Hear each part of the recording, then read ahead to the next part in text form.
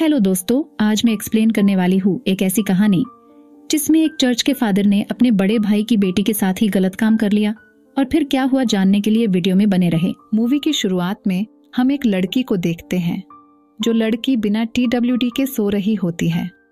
तभी कोई उसका ब्लैंकेट खींच लेता है जिससे लड़की की नींद खुल जाती है। अब वह जैसे ही चेक करने के लिए उठती है, कोई उसके बालों को पकड़कर उसे बेड से नीचे पटक देता है। अब हमें पता चलता है कि यह सब करने वाला कोई और नहीं बल्कि लड़की के डैड है। लड़की उनसे पूछती है कि क्या हुआ, लेकिन वह कुछ जवाब नहीं देता और अपनी बेटी के सिस्टम को गंदी नजरों से देखने लगता है। अब वह अपने सर को नीचे करता है और अपनी बेटी के चेहरे को देखकर कहता है कि मेरी बेटी कितनी बड़ी हो गई है। यह सुनकर लड़की डर से कांपने लगती है और उसके डैड उसके बालों को छोड़कर उसके गालों को टच करने लगते हैं। लड़की डरकर यह सोच रही थी कि यह सब उसके साथ क्या हो रहा है। ये सोचकर वह रोने लगती है, लेकिन तभी उसके डैड वहां से चले जाते हैं। अब अगली सुबह उसकी माँ किचन में खाना बना रही होती है और हमें पता चलता है कि इस लड़की का नाम मैरी है।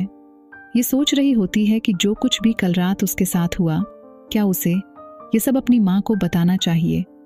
लेकिन तभी वहां पर उसकी बहन सीढ़ियों से नीचे आती है और उसका भाई आकर कुर्सी में बैठ जाता है। अब यहाँ उसके पिता आते हैं और ऐसे बर्ताव करते हैं जैसे कि कुछ हुआ ही ना हो। अब मैरी ये सोचती है कि कल रात तो ये मेरी लेने वाले थे और अब ऐसी एक्टिंग कर रहे हैं जैसे कि कुछ हुआ ही ना हो। ये सोचकर मैरी वहां से उठकर चली जाती है। अब यहाँ उसकी मॉम खाना लाती है और उसे टेबल पर जोर से पटकती है, जिससे कि किसी को कुछ भी समझ में नहीं आ रहा था कि ये सब हो क्या रहा है। अब उनकी मॉम अजीब तरीके से खाना खाती है, जैसे कि उन्होंने कई दिनों से खाना न खाया। मॉम को ऐसे खाते हुए देखकर सब डरने लगते हैं। मैरी का छोटा भाई खाना उगल देता है और कहता है कि खाने में बहुत ज्यादा नमक है। तभी वह मैरी के भाई के पेट से खाना झपटकर उठा लेती है और पागलों की तरह खाने लगती है। आखिर इस लड़की के साथ क्या हो रहा है? जब ये लोग नए अपार्टमेंट में शिफ्ट हुए हैं, तब से इनके साथ अजीब अजीब सी घटनाएं हो रही हैं। इनके पड़ोसी कभी इनके यार्ड में अजीब सा स्टैचू लगा देते हैं, तो कभी इनके घर के सामने मरा हुआ जानवर लटका देते हैं और साथ ही इसके पिता हर रात इसके लेने जाते हैं। उसके अलावा रोज सुबह उसकी मॉम जानवरों की तरह खाना खाती है। अब एक दिन वह अपना बचा हुआ खाना बेटे को खाने को कहती है, लेकिन उसका बेटा यह खाना खाने से मना कर देता है और डैड की तरफ देखने लगता है। उसके डैड उससे कहते हैं कि अगर तुम्हें खाना नहीं खाना तो मत खाओ। ये सुनकर मॉम डैड की ओर गुस्से से देखती है और खाना टेबल पर फेंक देती है। उसके बाद प्लेट को भी नीचे फेंक देती है, जिससे कि बच्चे बहुत ज्यादा डर जाते हैं। अब वह चिल्लाकर बच्चों से कहती है कि मैं जो भी बनाती हूँ वह चुपचाप खा लिया करो।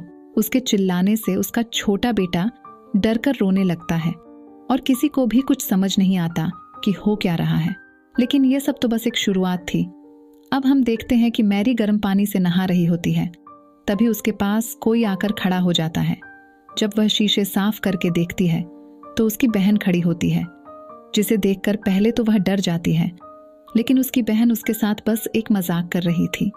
फिर यह दोनों मैरी के कमरे में चली जाती है और यहाँ मैरी की बहन उसे बताती है कि कैसे रोज रात को उसके डैड उसके लेने आते हैं।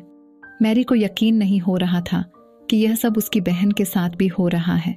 तभी वहां पर उसके डैड आ जाते और उन्होंने इनकी सारी बातें सुन ली थी। अब डैड एक चाकू निकालते हैं और उन लोगों पर हमला कर देते हैं।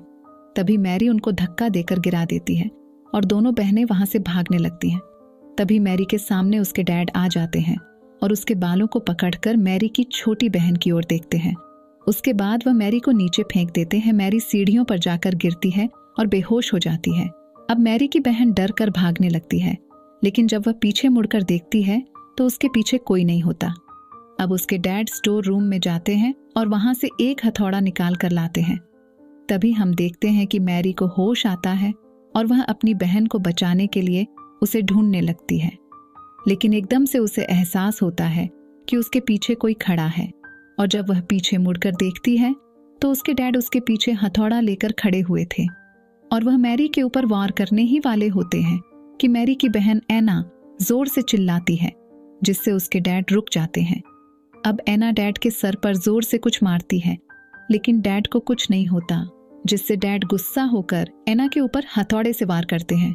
लेकिन ऐना नीचे झुक जाती है, जिससे हथौड़ा दरवाजे पर लगता है। जिसके बाद नीचे के कमरे से एक आवाज आती है जो मैरी के डैड की थी। वह ऊपर आ रहे थे। तभी आदमी हथौड़ा फेंक देता है और दूसरे रूम में चला जाता है। अब उनके डैड ऊपर आ जाते हैं और उस हथौड़े को देखते हैं।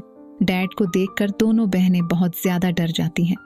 फिर डैड दरवाजे के उस निशान को देखते हैं और वह दोनों से पूछते हैं कि क्या तुम दोनों लड़ाई कर रहे थे? लेकिन वह दोनों कुछ भी जवाब नहीं देते। जिसके बाद उनका भाई अपने कमरे से निकल कर आता है। तभी मैरी उससे कहती है कि तुम यहाँ से भाग जाओ। अब हम देखते हैं कि मैरी की मॉम उस हथौड़े को उठा लेती है और वह उन लोगों पर हमला करने लगती है। डैड उसे रोकने की कोशिश करते हैं, लेकिन वह उन्हें धक्का मारकर गिरा देती है। अब मॉम एक अजीब तरह की स्माइल करती है और वह टूटे कांच के टुकड़े पर पैर रखकर वहां से चली जाती है। अब नीचे से एक औरत की आवाज आती है और वह इन लोगों की मोम की थी। वह ऊपर आती है और सबसे पूछती है कि यह सब हो क्या रहा है, लेकिन सब लोग उनसे डरने लगते। फिर सब लोग डरकर मॉम का दरवाजा खोलते हैं, लेकिन उस रूम के अंदर कोई नहीं होता है। अब डैड उस पड़े हुए हथौड़े को देखते हैं और उन दोनों के पास जाकर पूछते हैं कि ये सब हो क्या रहा था, लेकिन दोनों अपनी मौत से बहुत ज्यादा डरने लगते हैं। अगले दिन डैड अपने भाई को घर बुलाते हैं, जो कि चर्च का एक फादर था। फादर उनके घर आता है और सबको ऐसे ही कुछ घटनाओं के बारे में बताता है। उसका बड़ा भाई एक नास्तिक था और वह इन सब घटनाओं पर यकीन नहीं करता। इसके बाद रात को सब डिसाइड करते हैं कि सब लोग एक साथ एक ही कमरे में सोएंगे, लेकिन आधी रात को छोटे बच्चे को टॉयलेट आती है और वह बिना किसी को डिस्टर्ब किए हुए अकेले ही बाथरूम में चला जाता है। तभी सेम दिखने वाला एक बच्चा उनके घर में प्रवेश करता है और वह चाकू उठाकर उनके रूम में चला जाता है। वह चाकू मारने वाला होता है कि उसकी नजर फादर पर पड़ती है, जिसे देखकर वह रुक जाता है। इसके बाद फादर सुबह अपनी आंख खोलते हैं और फादर की वजह से सबकी रात अच्छे से गुजरी थी।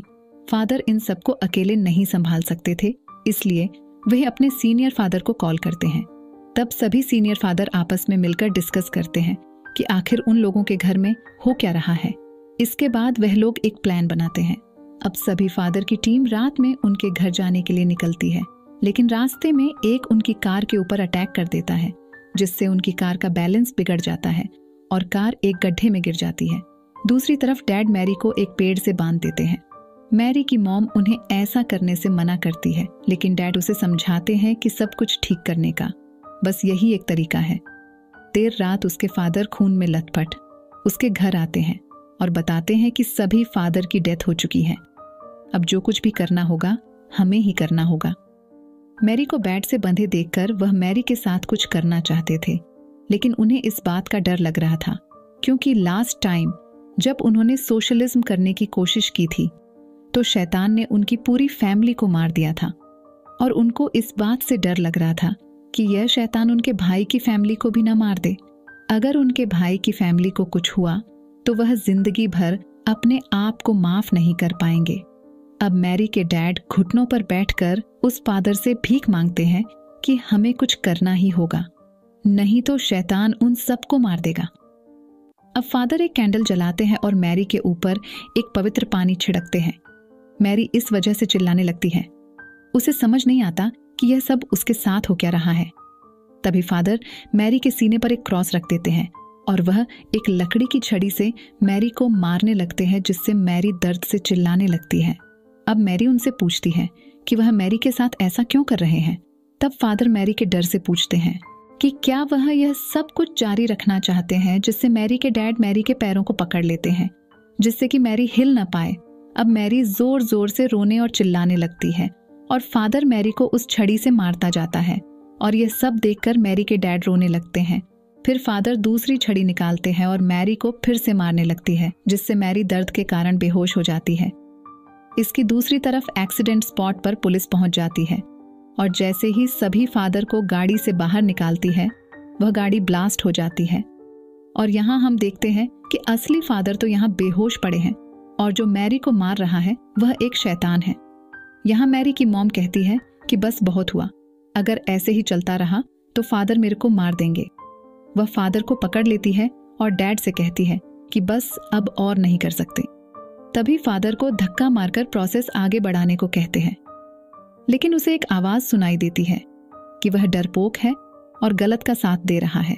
फादर को तब कुछ समझ आने लगता है और तभी डैड मॉम का गला दबाने लगते हैं।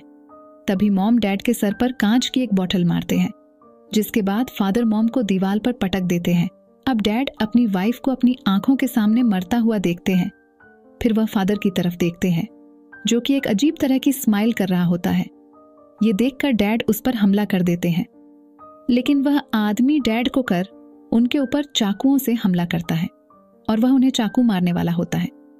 तभी वहां पर असली फादर आ जाते हैं और वह मंत्र पढ़ने लगते हैं, जिसके बाद वह शैतान वहां से गायब हो जाता है। अब हम देखते हैं कि मैरी बहुत ज्यादा जख्मी हो चुकी थी और वह अपनी जगह से पूछती है कि उसके डैड ने यह सब उसके साथ क्यों होने दिया। फिर फादर मैरी के सामने एक मिरर रखते हैं, जिससे कि वह सैटन मैरी के शरीर से बाहर आ जाता है। इसके बाद फादर उस शैतान को अपने अंदर समा लेते हैं और मैरी के डैड को बोलते हैं कि वह उसे मार दें। मैरी के डैड फादर के पेट में उस क्रॉस को घुसा देते हैं, जिससे कि फादर और वह शैतान दोनों खत्म हो जाते हैं। और दोस्तों, ये मूवी यहीं पर समाप्त हो जाती है।